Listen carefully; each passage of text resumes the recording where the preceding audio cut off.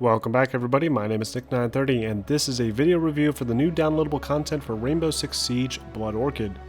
Blood Orchid is a free expansion for Rainbow Six Siege that offers 3 new operators and 1 new map, in addition to several tweaks to the overall gameplay that help to refine it.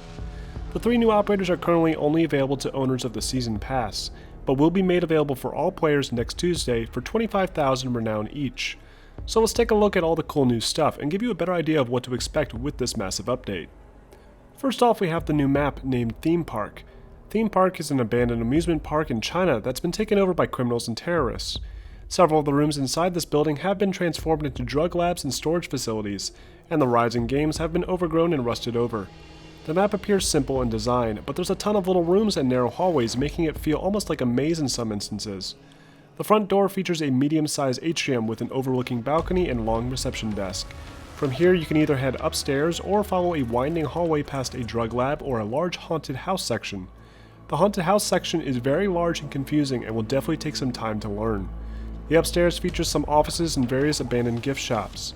Then there's this large train room off to the side of the map that may be one of the biggest and most open indoor sections of any map in this game. I checked the roof to see if attackers could drop through those windows or even look through them, but unfortunately it appears they are off limits. The train cars in the center of the room can be used as cover, and I can see a lot of large firefights taking place in this room. Overall, I like the map, and it's going to take some time to get used to, but the unique room design will make it easier for callouts to teammates, and I like the variety in the environment when compared to the old maps. Now let's talk briefly about each new operator. First off, we have Ying, an attacking operator with access to a flashbang cluster charge. This cluster can be thrown like a flashbang, or planted on a wall just like the fuse charge. She has access to a shotgun and light machine gun that reloads really quickly and has a large magazine capacity. The accuracy isn't great though, and you're going to want to engage at medium to close range with it. Next up we have Lesion, a defending operator that can throw down 7 invisible poison traps. These traps aren't available to Lesion all at once, and instead will slowly be added to his inventory throughout the round. These traps can only be thrown on the ground and will immediately deploy and turn invisible. The traps are made visible to Lesion by means of a little white barb icon, which can be pretty helpful in tracking attackers as they trigger the devices. Defenders caught in the traps will continuously take poison damage over time unless they pull the barb out, which can put them in a vulnerable position. And finally we have our first Polish operator, Ela. Ela is another defending operator and can throw a bunch of sticky mines on any surface. These mines can disorient attackers that trigger them and will emit a loud, deafening sound, making it difficult to hear anything. She also has an Evo submachine gun with a crazy high fire rate that may just be my new favorite gun. So that's the new operators and the new map. Let's take a look at the tweaks to the rest of the game. The first thing you'll notice when you boot up a match is the drastic change to the game's visuals. The game's lighting, textures, and reflective surfaces have all been changed dramatically. Some maps don't even feel the same anymore. House has more of a claustrophobic feel to it, with what feels like a red filter because of the change to the wallpaper color. One of the best changes is the tweak to the game's lighting. Lighting will no longer blind you as you try to look outside of a window. You can also see inside of rooms much more clearly.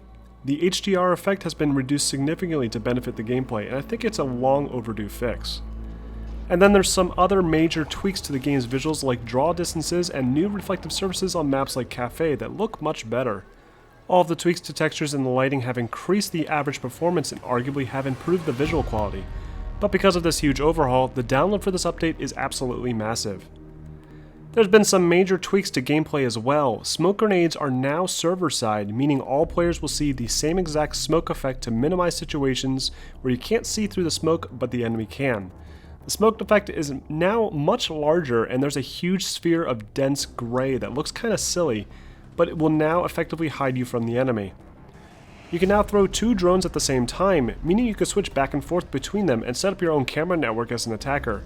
This is great because I'd often accidentally waste my first drone because I threw a second drone and automatically destroyed the first. Another big change is the removal of ACOG scopes from both Bandit and Jaeger, which will help prevent defenders from spawn peeking.